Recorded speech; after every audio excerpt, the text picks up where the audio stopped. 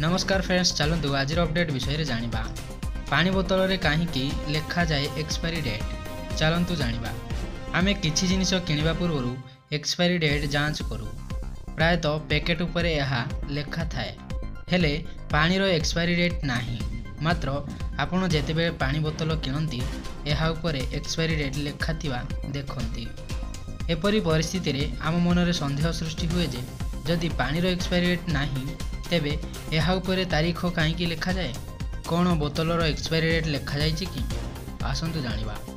यह सत जे पानीर कौनसी एक्सपायरी डेट नाही। यह खराब हुए नाही, मात्र बोतल रे थिबा पानीर एक्सपायरी डेट रहिछि। एक रिपोर्ट अनुसार पैकिंग रो 2 वर्ष परे यह खराब हेबा आरंभ करे।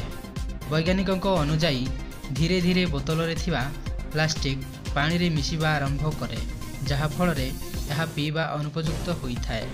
अमेरिकार फूड एंड ड्रग एडमिनिस्ट्रेशन द्वारा यह परिचालित हुए।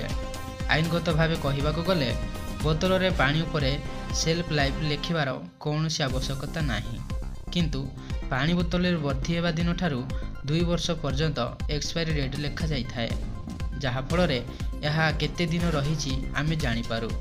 IBWA अनुसार केतेक कंपनी एथिरे लॉट कोड रखंती, जहा फल रे स्टॉक मैनेज करिबारे सुविधा हुए।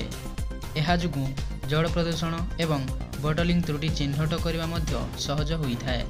IBWA कहवा कथा एथिरे लेखा थिबा लॉट कोड प्रकृत रे एक्सपायरी डेट नुहे। तेबे लोक माने अधिक दिन धरी थिबा पानीर व्यवहार शीघ्र करंतु। मात्र आपण जानते कि टैप और नदीर पानी केबे खराब हुए नाही।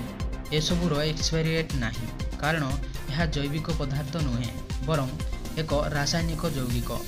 एथिरे हाइड्रोजन एवं ऑक्सीजन अणु थाए, जहा समय सहित परिवर्तन हुए नाही। पानी अपरिष्कार होई पारे, एथिरे जीवाणु एवं रासायनिक पदार्थ अंतर्भुक्त होई पारे, किंतु नदी एवं टैप पानी रे एंटीबैक्टेरियल गुण अछि, जहा पानीर जीवाणु वृद्धि रे सहायक होई न थाए।